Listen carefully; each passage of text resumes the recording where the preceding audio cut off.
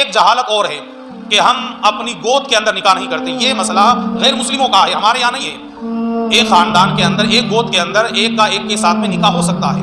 اب آپ دلیل دیکھیں، اس سے بڑی دلیل تو شاید دنیا کے اندر کوئی دے ہی نہیں سکتا ہے. سرکار کے والد کا نام حضرت عبداللہ ہے، اور سرکار کے دادا کا نام حضرت عبد المطلب ہے، اور حضرت علی شیر خدا کرم اللہ وجہ الکریم کے والد کا نام ابو طالب ہے، اور ابو طالب کے باپ کا نام حضرت عبد المطلب ہے.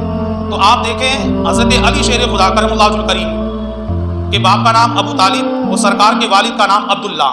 تو ابو طالب اور عبداللہ آپس کے اندر بھائی ہیں، وہ سگے بھائی ہیں. اور حضرت علی شیر خدا اور سرکار جو ہے چچا زاد بھائی ہیں. تو سرکار نے اپنی بیٹی کا نکاح حضرت علی سے کیا. اب آپ دیکھیں، یہ چچا زاد رشتہ ہے. رشتے کے اندر کیا ہوئے؟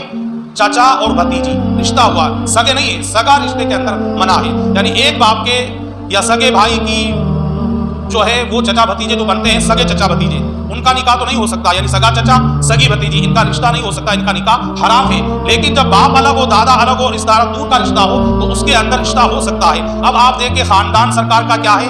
ہاشمی خاندان، قریشی خاندان کے ہم اپنی زبان میں اسے گود بھی کہتے ہیں. تو مولا کائنات کی گود بھی وہی ہے، سرکار کی گود بھی وہی ہے، سرکار کا خاندان بھی وہی ہے، مولا کائنات کا خاندان بھی وہی ہے. تو سرکار نے اپنی بیٹی کو رشتے کے اندر لگنے والے بھائی کو دے دیا، رشتے کے بھائی کو، سگے بھائی کو نہیں. سگے بھائی سے تو نکاح حرام ہے. تو آپ دیکھیں، اس طرح نکاح کیا جا سکتا ہے. اب آپ اس کو بنا لیں کہ صاحب ہمارے یہاں نہیں کرتے، وہ الگ بات ہے، ہم نہیں کرتے، یہ الگ بات ہے. لیکن اسلام کا قانون ہے کہ ایک خاندان کے اندر، ایک گود کے اندر رشتہ ہو سکتا ہے، نکاح ہو سکتا ہے. صرف سگے بہن بھائی نہ ہو، سگے بھتیجے چچا نہ ہو، ان کا رشتہ نہیں ہوگا. ورنہ اگر دور کے ہے تو نکاح ہو سکتا ہے، اور اگر نہیں ہوتا تو سرکار اپنی بیٹی کا نکاح کیوں فرماتے؟